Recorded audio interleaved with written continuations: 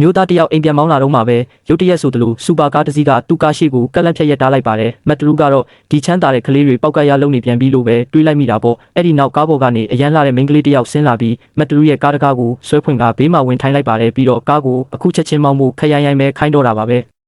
မတ်တရူးလည်းကြောင်သွားပြီးကျွန်တော်ကတက္ကစီမောင်းတဲ့သူမဟုတ်ဘူးလို့ပြန်ပြောလိုက်ပါတယ်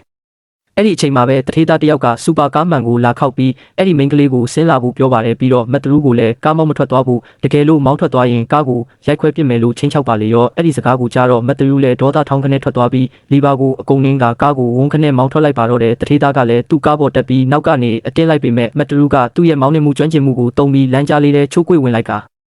ကားမီတွေကိုပိတ်ပြီးသူတို့ကိုမျက်ခြေဖြတ်လိုက်ပါတယ်အဲ့ဒီနောက်မှာတော့မတ်တရူးကအဲ့ဒီအမျိုးသမီးကိုသူမအိမ်ထိလိုက်ပို့ပေးခဲ့ပါတယ်နောက်တနေ့မတ်တရူးရုံးမှာအစည်းအဝေးလုပ်နေတော့အဲ့ဒီတထေးသားကလူမိုက်အချို့နဲ့တူရောက်လာပါတယ်သူတို့ကမတ်တရူးရဲ့ကားလေးကိုတဆစီဖြစ်အောင်ရိုက်ခွဲဖျက်ဆီးပစ်ကြတာပေါ့မတ်တရူးတိတိချင်းအပြင်ကိုပြေးထွက်ပြီးတားတဲ့အခါမှာတော့တထေးသားကလူတွေကိုလူကိုတော့မထိနဲ့ကားကိုပဲဖျက်ဆီးဖို့အမိန့်ပေးပါတယ်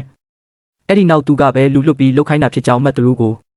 အေးစစ်စစ်ပဲဝန်ခံလိုက်ပါတယ်သူကားကိုလည်းအနောက်မှာရက်ထားတယ်မင်းလည်းပြန်ရိုက်ခွဲချင်ရင်ရိုက်ခွဲလို့ရတယ်သူလုံးဝတားမှာမဟုတ်ဘူးလို့ပြောပါတယ်သူကဆက်ပြီးငါကတော့ကားပျက်စီးသွားရင်ပတ်စံပေးနိုင်တယ်မင်းကရောငါကားကိုရိုက်ခွဲလိုက်ရင်ပြန်ရုပ်ပေးနိုင်မှာလားလို့မေးခွန်းထုတ်ပါတယ်